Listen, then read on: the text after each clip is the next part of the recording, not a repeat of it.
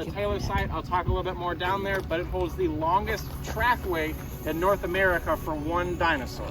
Because you're going to the farthest and most remote site we have in the park. Now, how many of y'all saw us in the news last summer for the tracks? This is that track site.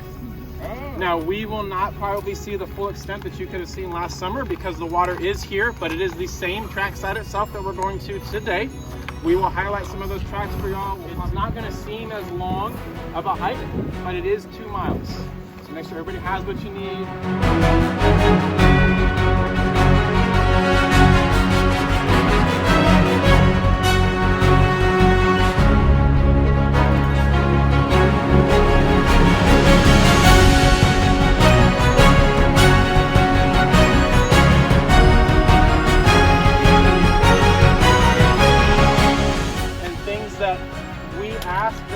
Do to help us protect this track site and the river in this area itself.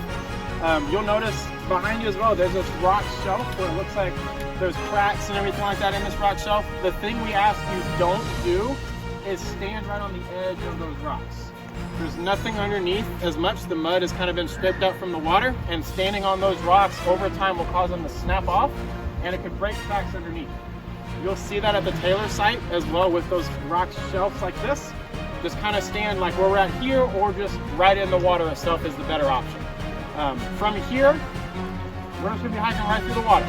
This is only just about ankle deep at the deepest.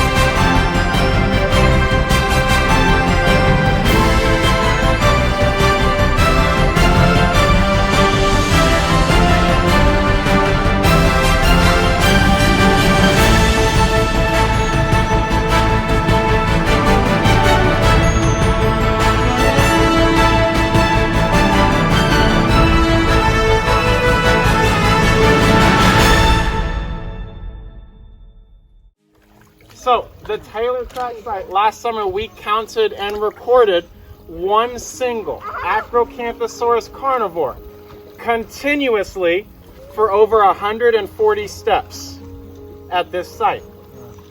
We're not going to see 140 steps today, unfortunately, because the water's here. We will see a good portion of it, maybe 15, 20, 30 tracks or so as we kind of scour the entire area. But you're going to the longest trackway that's buried right now in North America, and we protect it. Bragging rights, right? Right. Awesome. So if you'll follow me this direction.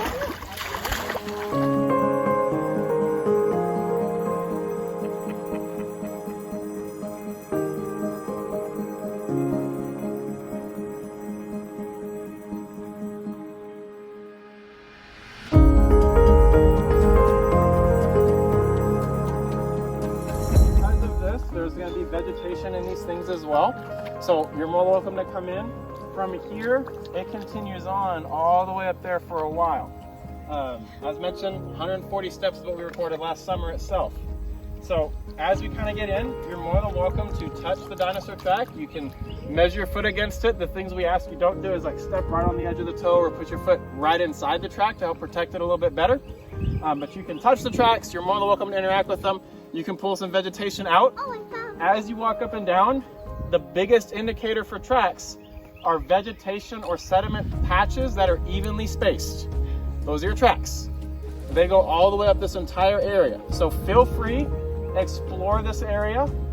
The dinosaur that you're seeing here is Acrocanthosaurus. This is very similar to the T-Rex, just a lot older. These dinosaur tracks date back to the early to mid-Cretaceous time period. We've estimated these tracks to be about 113 million years old. T-Rex is only 60 to 65 million. So a lot older. It's like a distant cousin of T-Rex. Acrocanthosaurus, as an adult, is about a 15-foot tall, 35-foot long, 7-ton tank that ran around, right? So.